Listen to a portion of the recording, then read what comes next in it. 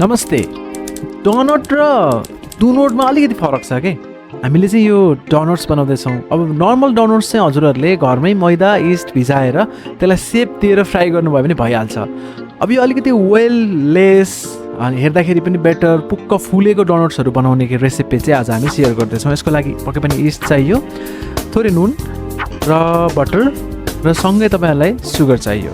त्यस पछाडि हामीलाई पानी र अनि हामीले कस्टर्ड पाउडर राख्यौँ भने अझै साइनिङ हुन्छ र थोरै भ्यानिला एसेन्स जुन बजारमा सजिलै पाइन्छ र थोरै मिल्क यो एड गरिसके पछाडि हामीले एउटा एगलाई चाहिँ अप्सनलमा राख्न सक्छौँ र हामीलाई चाहियो 200 ग्राम्स फ्लोर लिइरहेको छौँ अहिले हामीले। तपाईँहरूले यो अनुसार चाहिँ रेसिपिज कति ग्राममा के गर्नुपर्छ कसरी हाल्नुपर्छ भनेर बुझ्नको लागि चाहिँ हाम्रो कमेन्ट चेक गर्नु होला है त। अब तपाईँहरूले इन्ग्रिडियन्ट्सहरू सबै यो रेडी भइसके पछाडि चाहिँ मिक्सिङ चाहिँ जसरी पनि गर्दा हुन्छ। अब तपाईँहरूलाई थाहा छँदैछ इस्ट र साल्ट सँगै हाल्नु भएन फ्लोरमा। तपाईँले पहिला इस्ट राखेर गर्नुभयो भने सजिलो हुन्छ र सँगसँगै तपाईँले यहाँ भिडियोमा देख्न सक्नुहुन्छ भ्यानिला एसेन्स एग मिल्क राखिसके पछाडि यसलाई फोल्ड गर्दै थोरै पानी राख्दै यसलाई हामी मुस्छौँ। अब र तपाईँहरूले यो कस्टर्ड पाउडर राखेको भएर थोरै येल्लोइस कलरमा चेन्ज हुन्छ यो डो। एगले पनि त्यसलाई हेल्प गरेको हुन्छ र त्यो चेन्ज भइसके पछाडि तपाईँले बटर राख्नुभयो भने यो एक्स्ट्रा सफ्ट हुन्छ, जसले गर्दाखेरि चाहिँ तपाईँहरूको पछि तपाईँहरूलाई यो डोलाई सेप दिँदाखेरि चाहिँ डोनट्सको सेप दिँदाखेरि सजिलो हुने गर्छ। र अब हामी यसमा ग्लुटिनहरू चेक गर्छौँ, यो कतिको राइस भएको छ कि छैन हामी सबै चेक गरिसके पछाडि चाहिँ यसलाई फोल्ड गरेर चाहिँ केही समय यसलाई हामीले रेस्टमा छोडिदिनु पर्ने हुन्छ।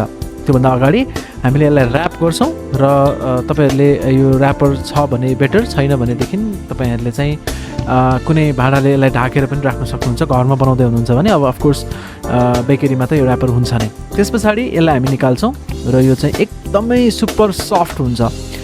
यसलाई थोरै हामी फ्लोरहरू छर्किँदै यसलाई अब हामी बेल्नुपर्ने हुन्छ। पहिला यसलाई हामीले डोनट्सको चाहिँ कतिको बाक्लो गराउने हो त्यो अनुसारले चाहिँ यसलाई हामी बेलेर तन्काउँदै जान्छौँ र अब कटरहरूले यसको सेपहरू दिने काम हुन्छ। तपाईँ भिडियोमा हेर्न सक्नुहुन्छ।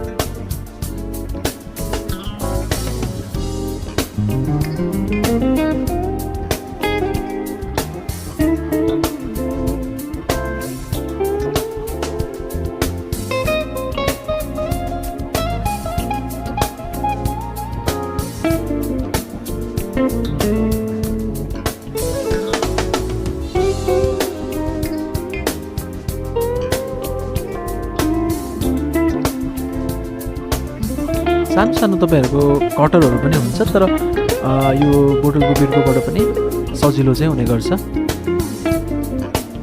त्यस पछाडि हामीले यहाँनिर एउटा प्यान लिएका छौँ। अलिक फ्ल्याट खालको प्यान भयो भने सजिलो हुन्छ तपाईँहरूलाई। र यसको तेलको टेम्परेचर चाहिँ 170 देखि 180 डिग्री सेल्सियसको बिचमा रहनु पर्छ। त्यो हुँदाखेरि तपाईँको डोनट्स धेरै फ्राई हुने अथवा छिट्टो डार्क कलर आउने रिस्क हुँदैन। तपाईँको मजाको कलर गोल्डन ब्राउन कलर आइरहेको हुन्छ। अब यसमा यो सानो सानो डोनट्स काट्दाखेरि निस्केको हामी यसलाई डोनट्स बल्स भन्छौँ। कसैले यसलाई चक्लेटहरू डिपिङ गरेर अरू अरू डेजर्टहरूमा पनि चेन्ज गर्नुहुन्छ। यसलाई पनि तपाईँले फ्राई गर्नुभयो भने राम्रो। र देख्न सक्नुहुन्छ यतिको कलर चाहिँ तपाईँलाई आउनु पऱ्यो। र त्यस पछाडि तपाईँले अर्को साइडपट्टि यसलाई फर्काएर दुई साइडपट्टि नै कलरहरू हेर्नुपर्ने हुन्छ। अब तपाईँको टेम्परेचर चाहिँ फ्लक्चुएट भइराख्न सक्छ। तपाईँसँग टेम्परेचर चेक गर्ने केही छ भने बेटर भयो। अब यदि छैन भने तपाईँले हेरेर पनि अनुमान लगाउन सक्नुहुन्छ। तेलबाट धुवाँ चाहिँ आउन थाल्नु भएन। जे होस् अलिकति माथिपट्टि हात राख्दाखेरि चाहिँ हल्का हिट तपाईँले महसुस गर्नुपर्ने हुन्छ। र यसै गरी नै तपाईँले चाहिँ गर्नुभयो भने तपाईँको डोनट एकदमै बेस्ट हुन्छ है त। एक दुईचोटि ट्राई गर्नुहोस्। यो कलर निकाल्नको लागि चाहिँ तपाईँले टेम्परेचरमा चाहिँ एकदमै विशेष ध्यान दिनुपर्ने हुन्छ एकनास बनाउनको लागि। र अब हामीले यहाँनिर 200 ग्राम फ्लोर लिएको थियौँ। त्यसबाट हामीले बिग साइजको चाहिँ 8वटा डोनट बनाउन सक्दा रहेछौँ। र अब यसमा तपाईँले देख्न सक्नुहुन्छ यसमा अब हामीले चक्लेट गनज टपिङ गर्दैछौँ। अब यो चक्लेट गनज बनाउनको लागि पनि तपाईँले 1:2 1:3 को रेसियोहरू फलो गर्न सक्नुहुन्छ। तपाईँले चक्लेट मेल्ट गर्ने हो सिम्पली। त्यसमा तपाईँले क्रिमहरू एड गर्न सक्नुहुन्छ। त्यसमा तपाईँले मिल्कहरू एड गर्न सक्नुहुन्छ, बटर एड गर्न सक्नुहुन्छ। त्यसको छुट्टै भिडियो हामी बनाउला। यसमा चाहिँ हामीले अहिले चक्लेट डार्क चक्लेट डिपिङ गरेर माथिपट्टिबाट स्प्रिङ्कल्सहरू छर्किदिएका छौँ। यो अलिकति कलरफुल वन्डरफुल देखिन्छ, फोटोजेनिक हुन्छ यसो गर्दाखेरि।